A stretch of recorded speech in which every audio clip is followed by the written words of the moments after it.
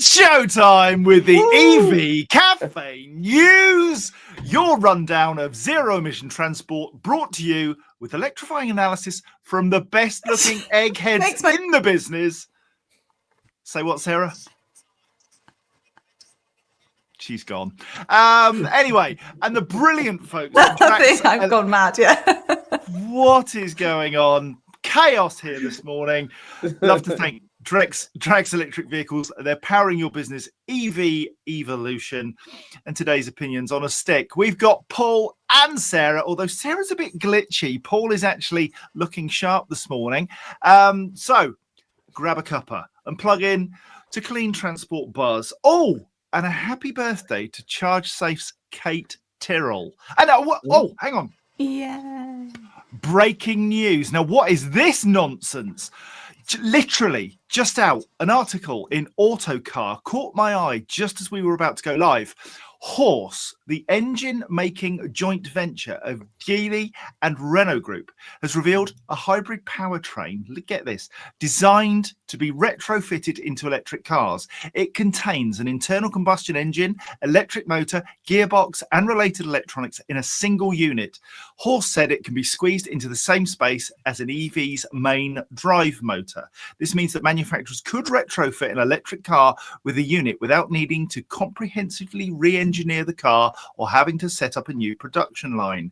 The obvious question for our wonderful audience is, why the hell would you do that? Anyway, right. Coming up, 4 out of 5 electric vehicle drivers rely on home charging. Sarah, I'm coming to you for that one. Business contract hire and Salsac are driving the EV transition. Paul, I'm going to come to you for that one. And I'm going to come to you for story. Oh, no, I'm not. Actually, Sarah, I'm going to come to you for that one. And then, Paul, I'm going to come to you about retrofitting diesel vans for fleets. Again, okay. And then final story, and it'll be all of us. What's coming up at the CV show? We'll go to Paul first and then pick up the comments if Sarah comes back. Yes. But first, the EV Café commercial clap, where we highlight innovation and new things in our industry. It's the commercial clap. The commercial clap from the EV Café. Innovation applauded. And can I just say, massive thanks to Paul, who's doing all of the technical today. So we have no producer. We're going live and raw, and it does feel a bit edgy, but we're loving life. So the commercial clap.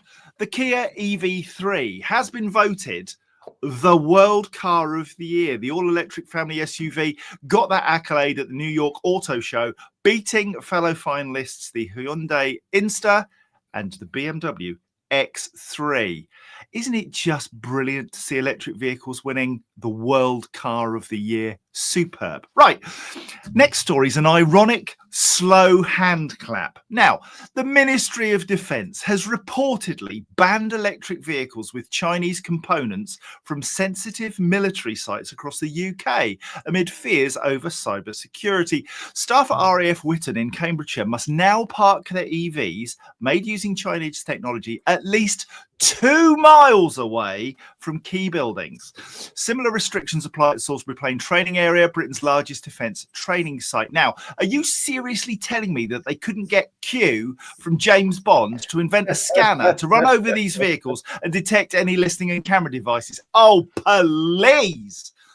And the final commercial clap is that Slough have been awarded a £2.2 million investment to expand residential EV charging network. The funding will be used to install at least 1,600 on-street curbside charging points across the borough by 2040, with a particular focus on residential areas that lack off-street parking. And speaking of off-street and on-street parking, brilliant boffins at Field Dynamics have peered into their crystal charging cables and foresee a future where Britain's electric vehicles guzzle a whopping 80 terawatt hours of energy by 2050. That's enough to power a time-traveling commercial vehicle convention for a millennium. Now, here's the kicker. Over a quarter of that juice, a hefty 21 terawatt hours, will be needed by those poor souls who can't charge up at home. Think flat dwellers, terrace house heroes, and Sarah, all desperately seeking Yes. a public plug. Now, the good news is that we're currently 6 years ahead on the charger rollout. Brilliant news. Bad news, we'll need to conjure up an additional 22.7 terawatt hours of charging capacity to actually meet forecast demand. And so that's a bit like having all the extension cords, but a seriously overloaded socket. It's not good. The public charging hotspots of the future, well, they're Birmingham, Glasgow, and Edinburgh. They're predicted to have the biggest electric appetites. Let's hope that local councils are investing in many more public solutions to on-street parking. Otherwise, the future could look a little less like a green revolution and more like a frantic dash for the last available socket, or a trip to an ultra rapid when a destination charge would do perfectly well. There we go. That is the commercial clap. The commercial clap from the EV Café. Innovation applauded. Right, it's the news, people. Okay, now, 4 out of 5 electric vehicle drivers rely on home charging, according to new research from Zenith, our partner for the Decarbonisation Theatre at the Commercial Vehicle Show, starting on the 29th of April to the 1st of May. Come and see us there with 20 speakers and a long list of industry top fleet experts. The vehicle leasing company's latest EV Experience Report survey went out to 3,600 drivers on their lived experience driving an EV. It found that 80% of drivers usually charge their vehicles off-street at home. That's an increase of 4% over 2024 figures, compared to just 4% who primarily use an on-street charger, a decrease of 3% from last year. The use of public charging hubs by drivers has also decreased by 29%, down 8% from 37% in 2024, suggesting that the driveway divide between those who can charge at home and those who must rely on public charging is continuing to grow. It says that while the government's EV commitments have been generally well received by the automotive industry, ministers have remained silent on the disparity between the cost of at-home and public charging. And according to the survey, 85% of drivers think that public charging costs are too high. Well, they would say that, wouldn't they? But you ignore that at your peril. Sarah, you have long had this off-street, on-street battle. How tough is it to drive an EV without home charging? Oh, I think I've done really well. Actually do now have a driveway and a charger installation will be complete. So I'm excited about that. And I think a lot of people have done the same. There's so many incentives through work to go EV, and some come with EV charger installation. Some energy companies provide a charger as part of that tariff switching process. So it's only natural. We predicted this years ago that we would saturate the low-hanging fruit. We would get to a point where driveway charging is optimal. And so then the public network is equally as important. But what nobody's ever given me a good answer for is at what point do they cross over? So how that 300,000 target that we were all wedded to seemed like a good number, but it was never particularly, in my mind, weighed up with sort of GIS data layer mapping to see who could charge where. See, it's not that I didn't have a house that could be charged. I couldn't fit a charger there. One was a rented accommodation. She wouldn't allow it. The other one was a place that had a conservation zone restrictions, meaning the charger wasn't allowed to be put there either. So now where I live now is suburbia. I've got a driveway and I will be having a charger. So sometimes just because our housing stock says there's a driveway doesn't mean a charger can be put on. We've really got to focus, though, haven't we, on providing electric vehicle access and charging to everyone, whatever your circumstances. Paul, we need a lot of innovation still in this space, don't we? Oh yeah, of course, and not least in that sort of pricing element, because what's great to see one of our partners, AW Energy Group, reduced their price to 39 pence for rapid charging by connecting it with renewable energy that they're creating on site. That is the kind of innovation that we need to see across the UK in lots and lots of different places. I mean, that's in Leighton Buzzard. It's a small town in Bedfordshire. This could happen anywhere else in the country, sort of relatively even rural. So these are the types of things that we'll do, because we need to level that playing field. The cost disparity between public charging and private charging is just too high. Yes, absolutely. Right, now, it's Good Friday. It's everything electric. I suspect there are fewer shout outs today than would normally be the case, but we're going to do it anyway because we love you. And kicking the door in with his what size shoes do you take, Daryl? His size, let's go with 9s or 10s. Daryl Sharp, 10. Right, okay. It's Friday, it's a bank holiday, and the kids are all off. Fun of Friday starts in a little over 70 minutes. That was at 8:48 a.m. Damp and dull in Shropshire. Enough of your private life, Daryl. Michael Barton from a very wet Bristol. Sounds like you're having fun. Scott Eady, morning. Teresa Swift, she got the music this morning, and Lulu O'Hagan here for the 3rd or 4th week in a row. Now, Lulu, I have an explanation for you around the sweeties. Remember you won some bonbons a few weeks ago? Well, the sweeties were at an event that we were all at. They then were put in the back of Paul's van. Our admin person, Helen, doesn't have the sweeties. Paul doesn't know where a post office is. And so... No, they have them now. They have them now. Oh, they do? So, well done. Yeah, I handed them to Richard myself on Wednesday. So they'll be there with Helen on Thursday. It'll come next week. I'm very, very sure. Massive apologies to Lulu O'Hagan, but your sweeties are on the way. Craig Stark, good morning. Hello. David Pickles, hello, mate. How's life? Mark Main, been a massive support this week for all the stuff that we've been doing, so bless you. Neil Durno, hello from Huntingdon. I didn't realise you were that posh, mate. That's really nice there. Oh, why did they let you in? And is it still April the 1st? Yeah, you're right about that story from Horse. It's a load of horse something, definitely. Where are we now? Jim Blair, good morning from Arnold Clark. Rob Dustin, he's in a very wet pool. Well, of course it's a very wet pool. You don't get a dry pool. Jason, but these jokes write themselves. Jason Barnett, he's talking about dirty diesel. 2 electric trucks he saw on the road, a first for me. Times are a-changing. Thank the Lord for that. Richard Price. Now, was he not a... Oh, no, that was Vincent Price. I was just about to do a Dracula impression. Oh, dear, losing the plot. Richard Markey.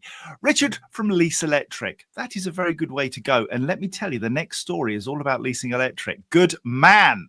Lulu O'Hagan, she's saying no bonbons, but come on, it's your 4th week. We've given you a full explanation, and they're on their way. We might even send you a little bit of something extra to say sorry. And George Davidson, bringing up the rear. I've met and interviewed a few drivers who can't charge at home because they don't have a driveway. Their reference point is diesel and unleaded. It's not the 7p overnight rate because they just can't get it. True enough. Now then. Yeah. And Neil Durno, he registered under his partner's name. That's how they let him in. Right. Okay. That is the shout outs. Bless you all for being here. I know it's a holiday. You missed in mine. Some parts of the world. Missed mine. I know who the Easter Bunny is. I know who that is. Well, we're not allowed to disclose the... Oh, really? Okay. I don't know, actually. Yes, of course. Which Easter Bunny? Which one are we talking about? The one at the fully charged, everything electric? No, the real one. The one who leaves eggs in your houses on Easter. And funnily enough, the person isn't here today, so I'm extra suspicious. Do you want to know who it is? Go on. Amy Carter. Amy Carter. Amy Carter is the Easter Bunny for everyone. Yes, she is. Yes, she leaves Easter eggs in people's houses. Yeah. She's not here, is she? I'm just saying, she told me. Yeah. Okay, fair enough. Now then, I've just had some breaking Sarah news. has officially gone mad, but anyway, there we go. Too much chocolate for that one. I've got some breaking news just come through on my phone. Engineers have just made a car that can run on parsley. Now they're hoping to make buses and trains that run on time. If you've got a transport joke, throw it in the comments because that is just off the hook funny. Right. Now then, I mentioned leasing. The leasing sector is getting charged up about cars whilst vans have hit a speed bump. Good news for the company car crowd. Turns out business is going wild for contract hire, fueling a healthy surge in the leasing sector. Salary sacrifice schemes are also still on a ludicrously steep upward climb, smashing past the 100,000 vehicle milestone.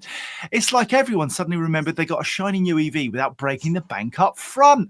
Almost 9 out of 10 new additions to fleecing leads were pure electric. You could probably hear the collective sigh of relief from polar bears. Oh, bless them. Anyway, it's not all smooth tarmac.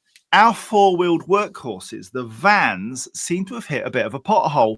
The number of leased vans actually dropped in the last quarter of 2024, reversing a trend of vans becoming the darlings of the leasing world. They went from being 27% of the leased fleet to just 24% in a year. Maybe everyone decided to carry their tools in their rapidly growing fleet of salary sacrifice EVs. One thing's for sure, the leasing landscape is looking increasingly electric, even if vans are taking a little detour. Paul, your beloved van world, the thing that you've got us all to really care about. Oh man, it's having a tough time, and we're going to see some great innovation at the commercial vehicle show. But is it as bad as we sometimes think? No. So salary sacrifice is increasing in its take up. So therefore, there are more sort of vehicles, cars out there on the leasing book, if you like. So the relative percentage of vans is going to drop because the cars has increased. And it actually doesn't matter because the number of vehicles being sold is remaining the same. It's just the method of purchase. So it's not like the number of vans is dropping in terms of sales. It's just they're not being leased. So they might be being bought, they might be being rented, which don't count as leased. But leasing companies have a job to do, and they've got to impress those operator customers with downtime management, with keeping those vehicles in tip-top shape and giving good insight so that they can help make those transitions. And if they're not, somebody else will, and somebody else will serve them. So that might be a rental company like Europe Car we've talked about. There are other rental companies operating in that commercial vehicle sector. So it's a competitive thing from a leasing company point of view. They might be sold directly, they might be leased, they might be rented, they might be sold and managed. There's a number of different things. So it's not it's a headline for the headline's sake, I think. Okay, now then, some interesting comments, Sarah. Neil Durno, why are cars twice as expensive on Salsac as they were 2 years ago? Is that your experience?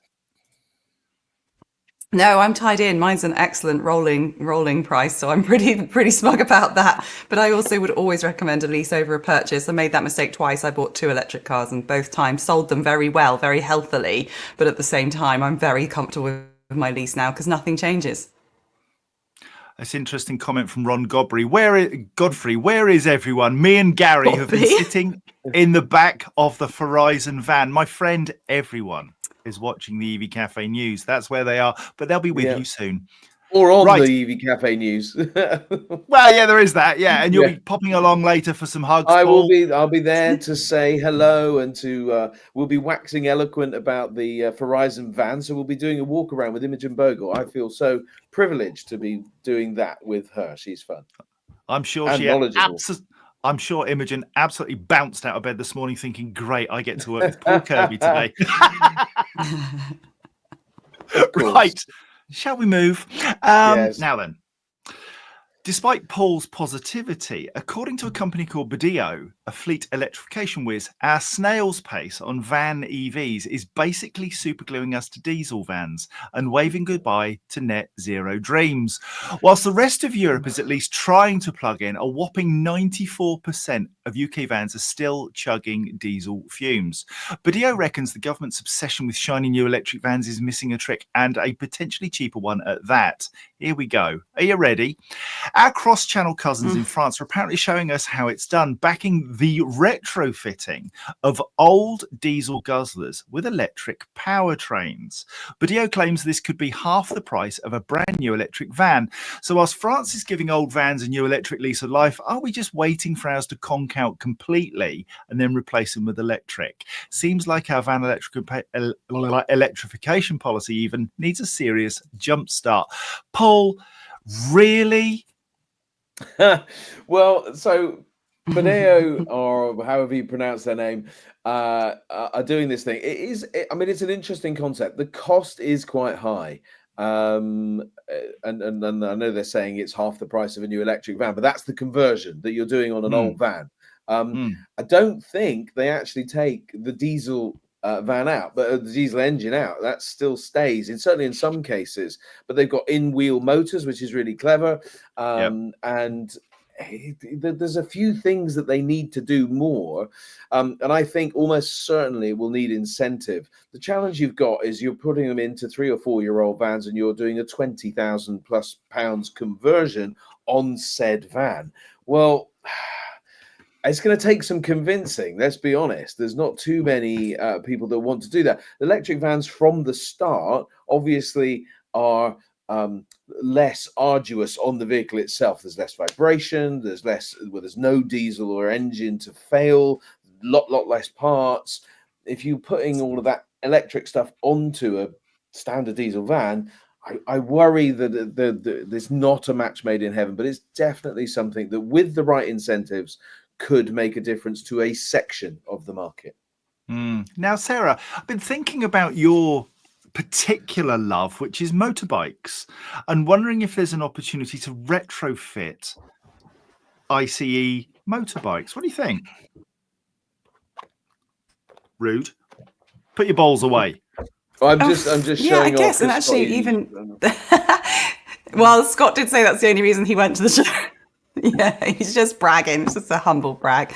Yeah, retrofit has its place, but I don't think it's a mass market adoption thing. And actually, with my finger on the consumer pulse, I was speaking to, I am going to say it because I was impressed, Sky yesterday, who are encouraging their drivers to go electric with vans. And the range that they're predicting is 150, but the chat amongst the drivers is they're only getting 90. So this is really putting some people off, because whilst they're willing and able, they've got the budget, they know what vans they want, they've got full sign off, the drivers are feeling really nervous about it, because sometimes they have to do 300 miles in a day and they're unsure how they're supposed to do those 2 or 3 top-up charges on the public network. So, you know, it's so much more complex than just the vehicles, and retrofitting isn't going to solve that. No, you're absolutely right. Lots of really positive comments about your bowls, Paul. Neil Durno has put his money where his mouth is. Now, where is he? He's gone. Neil Durno, where you gone? I just had your comment. There we go, my friend. Tesla Model Y, less than 360, now up to £800 a month. Yeah, EV. that's a lot, isn't it? Yeah, what the EV. I won't tell you what I pay then. Jeepers. But this is residual values, and what I think the entire trick has been missed, and we've been talking about this for a very long time. I've been a big noise about this around the van world. You guys have just talked about the cars. Just a big noise. I know, I'm a big noise. But residual values, if we do not sort the used market out, we will be paying a hell of a lot more money. And you know, the trouble is, diesel values are going to go up. Petrol values are going to go up because they're going to be less available. People are still going to want them because we haven't done the education process. It is a self-fulfilling prophecy, people. We have got to give confidence to drivers like the AA, both today and in the future. And we've got to get on with that.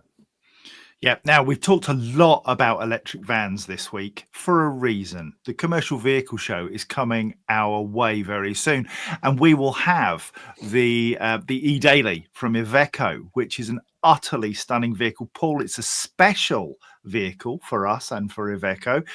Tell us a little bit about it.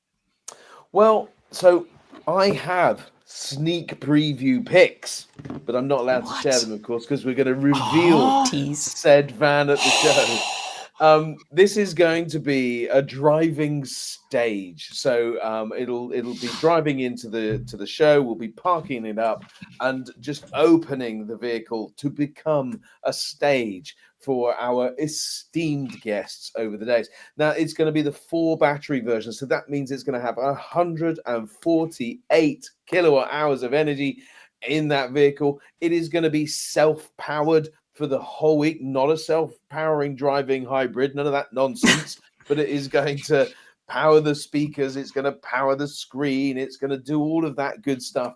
And it's going to be completely self-sufficient, and of course they will probably charge it on renewable energy in the first place. So really, really chuffed to have Iveco there, center stage, not center stage, they are the stage. And then we've got a mass of exhibitors around about us and a mass of speakers going to sit on said stage. It's going to be great. Absolutely. Now then, comment from Daryl Sharp. He says Sarah's mug should say funner on the bottom. I know. You're absolutely right. I wish. I actually designed one of those with funner on the bottom. Couldn't find a supplier anywhere who could deliver on the bottom printing at scale. And I didn't go to China or anywhere else. I just looked online. If you've got a supplier of mugs where we can get on the bottom printing with funner, or at the bottom of the mug that says funner, would love that. Give us your recommendations in the comments. Now then, the CV show is not the only show in town, and we have got 3 others that we're doing throughout the year. So we've got Installer Live, 24th to the 26th of June. Carfest, coming to you, Sarah, for your reflections on Carfest in a minute, 22nd to 24th of August, and then Fleet and Mobility Live, 7th to the 8th of October. Installer Show is a new one for us, and we're going there because we want to talk into a different audience, people who are aligned with EV installations. And that's a really important one, Paul, for us, because it takes us outside the church of EV a bit. It does. It's just getting out to where people are. You know, I mean, I often enjoy taking an electric van and parking it outside of B&Q or DI or Wix or something like that, and just inviting people over to go, what do you think to an electric van? It's a super cool way of getting information out there.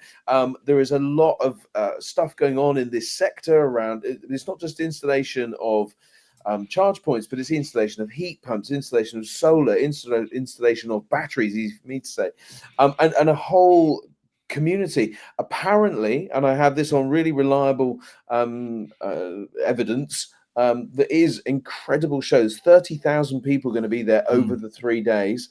There is going to be lots of events going on. It's quite fun. There's a lot of kind of guest celebrities turning up and doing different bits and pieces. And of course, the wonderful people from the EV Café. And that will be pretty cool too, with a list of guests and very similar to what we're going to do at the CV show. So see what we're doing at the CV show. And if you like it, then you can repeat it for the installer show with up to 30,000 guests over the 3 days. Magnificent. Craig Stark, hit us up, my friend. You can supply the new EV Cafe mugs. Oh, yes, that sounds good to me. Sarah, Carfest was one of the most incredible experiences of last year for us, in that 100,000 people in a big tent, pouring rain, brilliant celebrities on our stage. Did you enjoy yourself? Oh, I'm still not over it. This is a souvenir that I pinched from our stage before we packed it all down. But it was just that community feel. It was a real head scratcher. Should we go? Should we not go? It seemed really left field. But this is where people go to see the cars they love. And what's the harm in showing them the future car that they might love too? And it wasn't just that. The content, the caliber of speakers, the depth of discussion. I'm still recalling half of it now. Yeah, it's absolutely superb there. So if you want to go and exhibit at Installer Live, Carfest or Fleet and Mobility Live, send a cheeky DM to us, hello@evcafe.org. Contact Paul. Everybody's got his numbers, his email address and so on. Teresa Swift, hit her up, or me, or Sarah, any of the gang. Tell us you want to be there with us, and we will make a cheeky little space in the EV Cafe Village just for you. Okay. Oh, yes. We are about done. So that's your lot from the electrifyingly excellent. Oh, hang on. Well, I was just going to say, can we just hold the phone for a minute? Because the ticker tape, for those of you that are sharp-eyed amongst you, should have been moving along to business contract hire and Salsac driving the EV transition. Could retrofitting diesel vans work for fleets? And who's coming to the CV show? So I just thought I would, catch us up. Don't worry, Paul. Don't worry, Paul. I noticed that I finally got a house with a phone charger instead of an EV charger. That was embarrassing. That came up on the screen as well. Oh dear. Always chaos in here, but you know what? If you embrace chaos, you find that some marvelous things come out of it. I hope today has been good for you and the EV Cafe news, because that's your lot. Got a clean transport tale or PR story that you're itching for us to tackle? Slide into our DMs at hello@evcafe.org. Until next Friday's voltage packed broadcast, it's a bye from me, and it's a matching bye from the rest of the ridiculously good looking and knowledgeable EV Cafe crew. You have been watching the EV Cafe. Other news services are available, but this is just funner! A massive thank you to our truly blessed partners, the AA, Webfleet, Europcar, Iveco, Sperry, Schneider Electric, Dynamon, EV Blocks, and AW Energy. We couldn't be this fun without you. And a special shout out to Drax Electric Vehicles, our kind sponsors on the news. Thanks for keeping our circuits buzzing. Have a cracking Easter weekend. See what I did there? Excellent. You're most kind. Gosh. Where shall I These carry yolks are on? awful. Oh, they're all there now. Wherever the presumably electric road takes you, enjoy yourself, stay safe, stay well. Until next Friday, see you later. Now, if you'll excuse me, I've got a chocolate egg calling my name. Adios, arrivederci, and goodbye. Bye-bye. Bye-bye. Oh, yeah, that's that cue the Oh, cue the God. media.